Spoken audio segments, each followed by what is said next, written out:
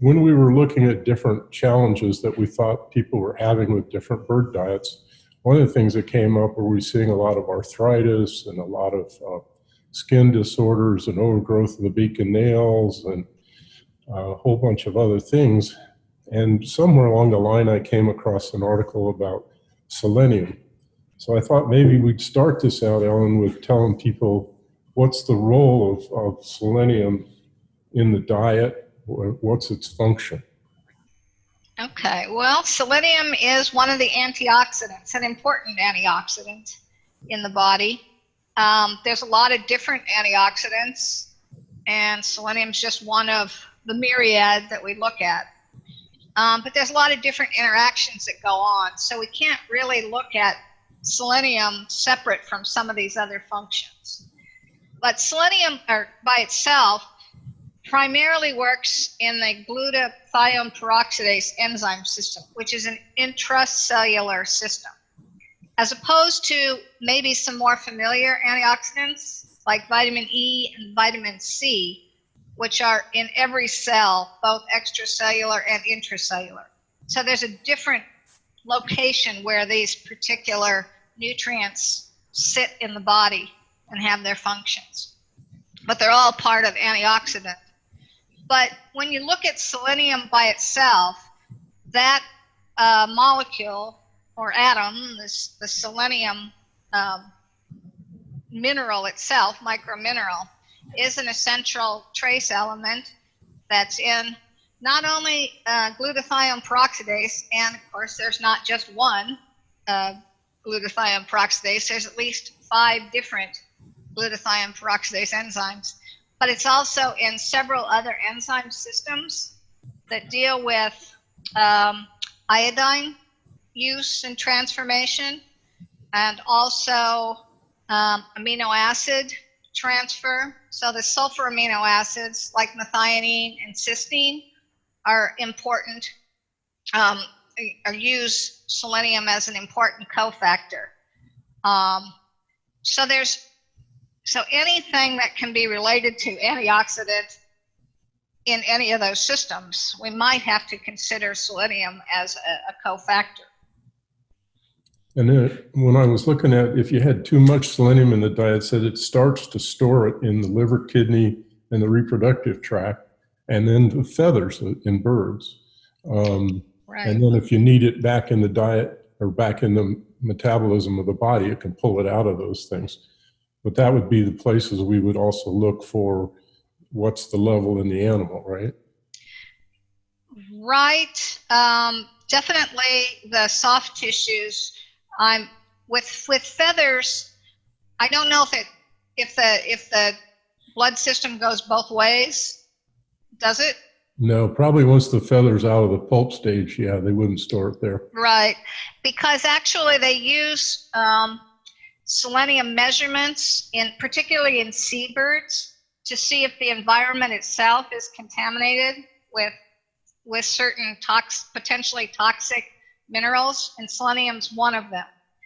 And it looks like from some of the literature that particularly with the marine birds, seabirds, those animals have an adaptation that they can put excess selenium into their feather veins to get it out of the system so it doesn't become an overload and potentially toxic situation.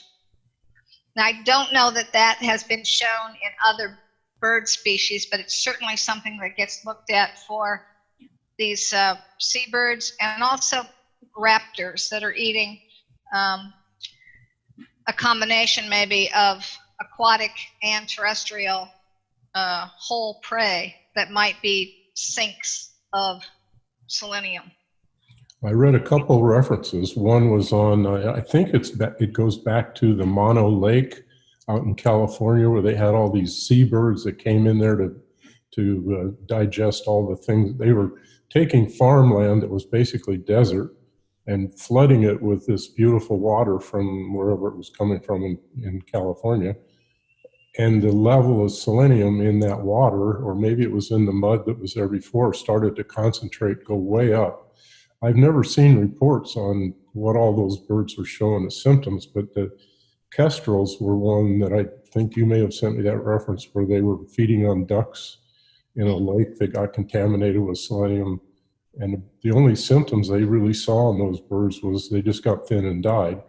But that's pretty typical of wild birds. They don't complain about pain, and you don't notice they have diarrhea, and you're not quite sure if their feathers are perfect or not anyway. Yeah.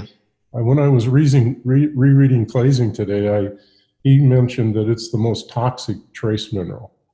And it's very hard to get the levels in diet sometimes because the ingredients keep changing. Maybe some of the supplements keep changing.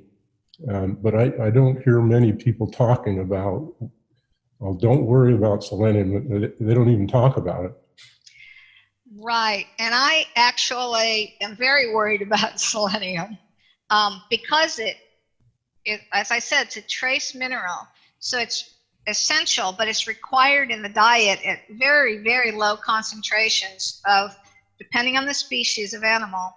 I'm not just talking birds here, but it's between 0.05 and maybe 0.2 milligrams per kilogram of dry diet.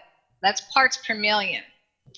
And most birds, and we're looking at poultry, livestock poultry species as the model, require between maybe 0.1, 0.2, 0.3 parts per million or milligrams per kilogram. But those are tiny, tiny little amounts. And it's easy to go over that. Now, there's probably some scope, you know, there is for everything. But the problem with a nutrient like selenium is that some of the early symptomology of selenosis or excess selenium can look like externally deficiency. And so you absolutely have to get an idea of the status of the animal first before you treat, because you could be going the exact wrong way. Right. If you've got too much, even though it's an antioxidant, if you have too much selenium in the tissues, it can go overboard and become a very oxidative element and start causing oxidative damage. It's one of those fun nutrients to work with. Now, the thing is, we all learned in school that you can't think about selenium without E, vitamin E, and that they're absolutely linked. And selenium, vitamin E, always think of that.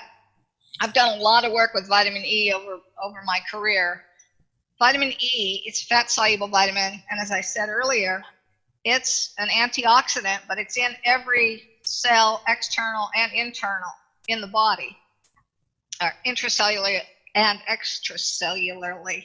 And it doesn't build up in the body the way other fat-soluble vitamins do. So vitamin E is actually the most important, I think, antioxidant nutrient in the body.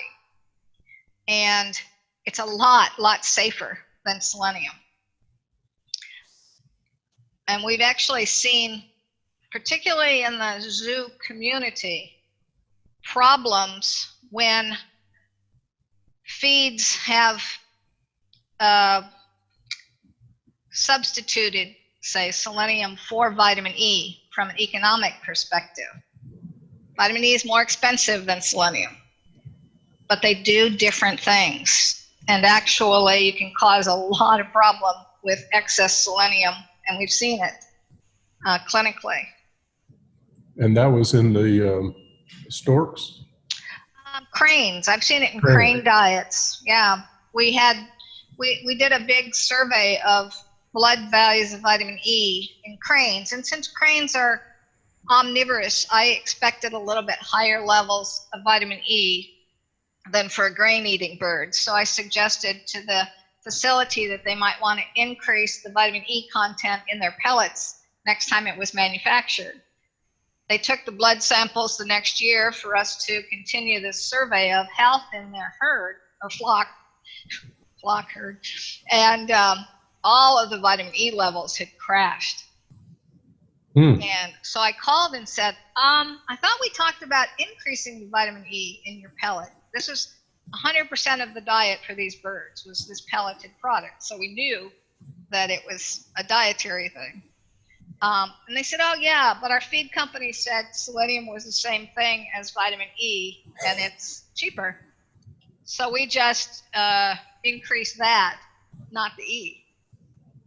And I said, okay, well, not probably the best thing to do. And actually, it took more than 2 years to reverse the damages that were done from that change. It impacted their reproduction negatively.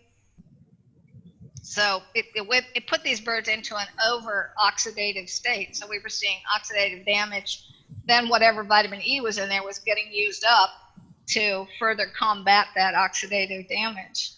And you have to really, like I said, know the status of your animals before you treat for it. Right.